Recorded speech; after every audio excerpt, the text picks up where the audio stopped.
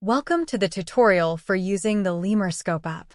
The Lemurscope app is a gateway to free 3D assets and videos for you to use alongside your Lemur box. Let's first look at the home page. The first 5 icons on the screen are filled with curated 3D models from different categories like animals, architecture, and fossils.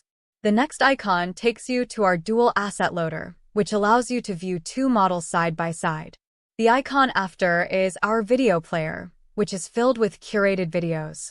The last icon is our custom asset loader, which allows you to use your own 3D GLB files to view and play with. Now let's take a look at using our 3D asset viewer. Click one of the icons to load the models from that category. You click the right and left side of the screen to move from one file to another. Swipe right from the left side of the screen to get back to the home page. The dual asset loader allows loading 2 GLB files side by side.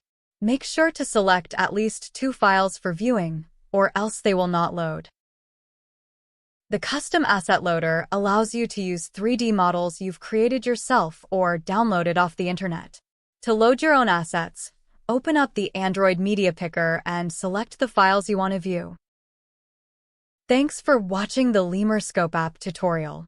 We hope you enjoy the app and explore its potential to enhance your creativity.